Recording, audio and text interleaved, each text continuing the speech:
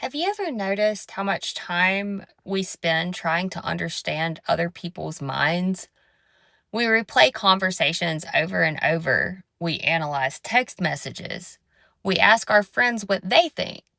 We search for explanations. We wonder whether someone was aware of what they were doing or completely oblivious.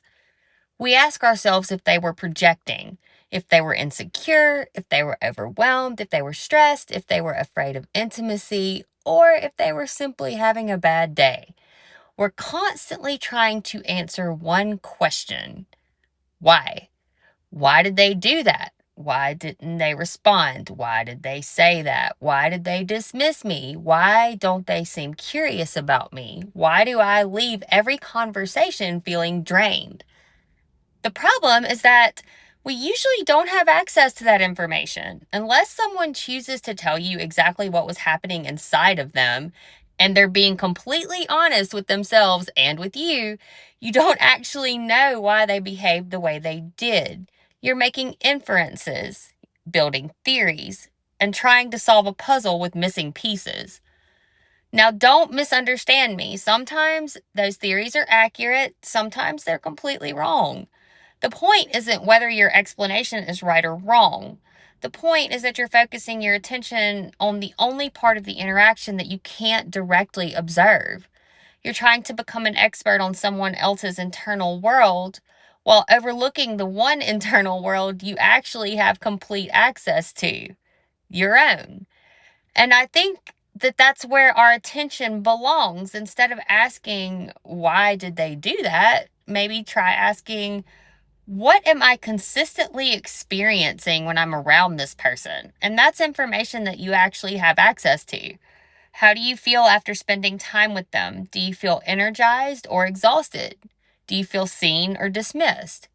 Do you feel safe enough to be yourself, or do you find yourself constantly explaining, defending, minimizing, or second guessing your own experience?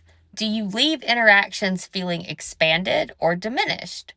Notice that none of those questions require you to know what the other person was thinking. They only require you to pay attention to yourself. And I think that's really important because so many people believe that if we can just finally figure out why someone behaves the way they do, then we'll know what to do about the relationship. But those are actually two very separate questions. Imagine someone who's consistently responding to you in a dismissive way. You spend months trying to understand it. Eventually, you decide, I think they're probably just really insecure. Okay, and maybe they are. So now what? Does that explanation change the fact that you still leaving conversations feeling dismissed? Does it suddenly make the relationship feel reciprocal?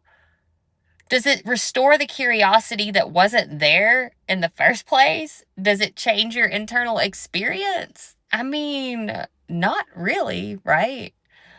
Understanding why someone behaves a certain way may satisfy your curiosity, but it doesn't automatically answer a much more important question. Is this dynamic healthy for me? And those are different questions. This is one of the reasons I encourage people to shift away from speculation and toward what's actually observable.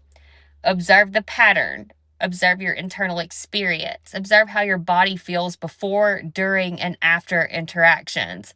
Observe whether you're consistently becoming more yourself or less yourself in the relationship. And that's real data. And unlike theories about someone else's intentions, it's data that you actually have access to. Now, does this mean we should never try to understand people? I mean, of course not. Compassion matters, context matters, people are complicated. Human beings are dynamic. They're not simply good or bad. That's very black and white. But understanding another person's psychology should never come at the expense of ignoring your own. You don't need certainty about their motivations before acknowledging your own experience. You don't need proof that they intended harm before recognizing that something about the dynamic isn't working for you. I think many people have been conditioned to distrust themselves. So instead of listening to their own internal experience, they become investigators of someone else's mind. They analyze, explain, rationalize, search for hidden meanings.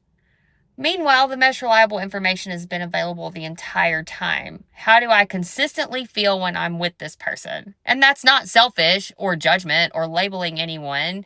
It's just paying attention to the one source of information that's directly available to you, which is your own internal experience. Because at the end of the day, you may never know exactly why another person behaves the way that they do, but you can know how the relationship consistently affects you. And when it comes to deciding which relationships you want to invest in, that may be the most important information of all.